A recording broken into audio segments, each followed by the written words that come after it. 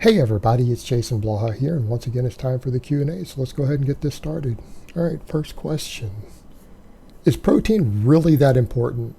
How much more muscle would one gain from eating the right amount of protein they need versus half the amount versus 1/3 of the amount? A lot of times when people bring this up, they're really losing the plot. And it has to do with the fact that people get so caught up in how much protein they need in a caloric surplus to gain muscle that they don't understand that that's not even the reason we eat really high protein as athletes. And this may come as a shock to a lot of people, but it just doesn't take that much protein to build muscle. It just doesn't. You're not gaining that much tissue protein. There's a lot more going on with things like anabolic signaling. There's a lot more going on with things like connective tissue recovery, connective tissue inflammation. You guys are really losing the plot. Not just that, but it has to do with protein breakdown. This is a big factor also, particularly for people who aren't bulking, because let's be realistic here. How many of you guys who are training are bulking most of the time? The majority are not. I'm not bulking. I mean, we're coming up on the end of the year. I haven't bulked at all this year. And I spent over half of last year in a caloric deficit. And I haven't had real caloric surplus at all this year. I'm not saying I probably haven't had a week or two here or there where I was in a surplus or a deficit. But they weren't intentional. I haven't actually bulked this year. So when people get into these arguments of, well, when you're in a calorie surplus, it just doesn't take that much to build muscle. Well, that's true. But we're not eating protein just to build muscle. We're eating protein for things like recovery. We're eating protein for, again, things like connective tissue recovery. That's really a big deal. Like, that is one of the most massive ones. Because what do we see as one of the first signs of overtraining or overuse? Sore tendons. What do you have to do every time your tendons get inflamed? You have to deload. You have to reduce your workloads. What's one of the easiest cures that every coach in the world knows for a lifter who's getting sore connective tissue? It's one of the easy fixes without deloading yet. Increasing their quality of protein, the amount of quality protein they're eating. Throw in another 40, 50 grams of animal source protein a day, and oftentimes your connective tissue inflammation issues start to disappear. So from that perspective, when we're dealing with stuff like recovery and the ability to handle higher workloads of training without needing to deload, how do you even translate that? This is now a training issue. It's no longer an issue of protein just for gaining muscle, because honestly, 2 grams of protein a day will put maximum muscle in you. That's all the protein you can use towards building muscle. It's going to be 1 or 2 grams in a single 24-hour period. That's it. You're not using it for that purpose. But there's a whole lot of other things happening in the body. And a lot of it has to do, again, with anabolic signaling, energy turnover, metabolism, various recovery. So I'll be honest with you, how much protein should you be eating as a lifter? As much as your financial budget and your appetite will let you eat. Okay?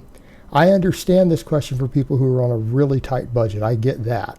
Like, man, I can only afford to eat this much protein. Then they go to the silly shakes and whatever else trying to do that instead of just looking at what's the best bang for their buck on foods. And that's one reason I also tell guys higher fat meats and things are fine. They're fine because they're inexpensive. They cost less. And the dietary fat has its own recovery benefits. Okay, that's one of the reasons. But because in general, more protein, is up to a point, helps you just with recovery and everything else. It's what's happening. It's not about building muscle.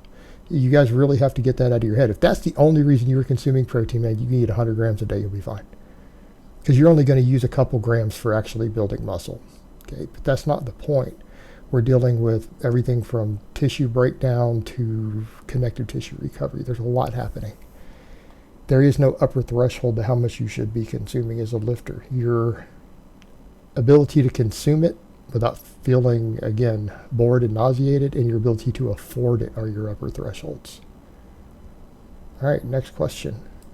Hi, Jason. When it comes to progressing with the deadlift, should we always progress accordingly with our grip strength, or how should we go about it? Thank you. Should always be with your grip strength. Look, if you can't grip a deadlift, you're going to have to work on your grip. All right, you're going to have to work on your grip. It's that simple. There is no other explanation. And people would say, well, I'm not going to let it limit my back development. Well, you're letting it limit your grip development. Like if your goal is just to build erectors and glutes and hamstrings and traps, there are other exercises that will do that. The deadlift is a strength exercise. And furthermore, I mean, I don't think people understand the deadlift isn't something we always train to limits anyways. My coaching clients know this. They do a lot of submaximal singles. I have clients all the time do singles, like 10 singles at like 80% of their max. All the time. What do? I do 20 singles at like 50% with bands or chains thrown over the top. 50% or less. Okay? That's how I train. And then I do a max once every 2 weeks right now, right? We do some sort of deadlift max once a fortnight, as my British friends would say it. So you tell me how to progress on the deadlift. What do I do? What do I have my clients do? Outside of the novice lifters, I don't have anybody do limit sets on the deadlift because that's not how we use the deadlift. If you want to do a bunch of limit sets for reps, do some good mornings. Okay, you don't have to worry about your grip at all. It's a non-issue. The other hip hinges you can do if you're just trying to get a hip hinge. The deadlift is there for you to grip a heavy ass weight in your hands and pull it off the ground using every muscle in your body. When you're thinking in terms of, oh, I'm just using it to build my back and my posterior chain and my erectors, well, then why are you doing a deadlift at all? I use it for full body power, maximizing strength, developing rate of force production. Right, that's why a lot of people need to be deadlifting. If it's just a hypertrophy exercise for you, well, normal deadlift's not necessarily, and I hate to say this is my favorite exercise, not necessarily the best option. Okay? And that point needs to be made clear. People need to understand that. It's not necessarily your best option. So why would you ever not do it within the context of your grip? And in fact, the deadlift is one of those exercises that we oftentimes don't even program limit sets. In fact, it's probably the single most common exercise we don't program limit sets. All right, next question. Hey Jason, let's say that you don't have a squat rack, but you do have a Smith machine instead. Would you still do heavy squats? And if not, what would you do instead? Thanks. I would find a way to get to a gym with a rack. Okay, I'm going to make this clear. I don't care that Dr. Mike Israetel does Smith machine squats. I don't care that Dr. Mike endorses them. He is probably the only intelligent person on the face of the earth who would ever endorse that garbage crap. He is the only intelligent person on the face of the earth who endorses it. And I don't care that he does because I think he's wrong. And I don't care that you guys disagree and think he has more credentials. I will not ever endorse you do this exercise. I'm not going to do it because I don't want to be sued when you get hurt for doing the brain dead, stupid, moronic shit of getting under a Smith machine and squatting.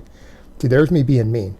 It is brain dead, moronic shit, and it will hurt you, and I don't need you suing me for giving you stupid, dangerous advice. You can go sue Dr. Mike when you get hurt doing it. Now, that being said, I would do anything else. Find a way to clean the barbell up and do front squats. Do Steinborn squats. Go look them up. If that's all you can come up with, then do a Steinborn squat. You're going to need to put some serious clamps on there. And you stand the barbell up on end, and you get under it, and you lay it over across your back, and then stand up with it. You could do rep work that way. You could do speed work. You could do speed squats that way if you had to. Do anything but get under a Smith machine. Okay? Smith machines need to be melted down for scrap iron. They have no value.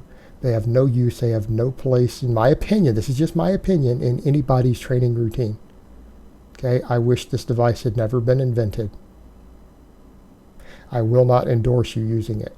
So don't ask me. You guys know my stance on that. I've made videos saying that it's a piece of scrap iron that needs to be melted down for steel. And that if I ever owned a gym, there would be no Smith machine allowed in my gym. Find anything else to do. Next question I would say is that if you are serious enough about your training that you're going to follow YouTube fitness channels looking for advice, you will find a way to get to a rack. Okay, you'll find a way to get a rack, whether you put it in your bedroom or you travel to a gym, or you move to a location that lets you get to a gym to where you have access to a rack. But you will find a way to get to a rack for your training if you're that serious. Failing that, you're going to have to learn to just train off the floor. And that's fine. There's a lot you can do. It's not optimal, it's not ideal, but it's dramatically better than getting under that piece of crap. Okay? And that's how I feel about it, and that's not going to change. All right, guys, well, that's really all I have to say on that today. I hope it's been informative, and I will talk to you guys next time in part 2.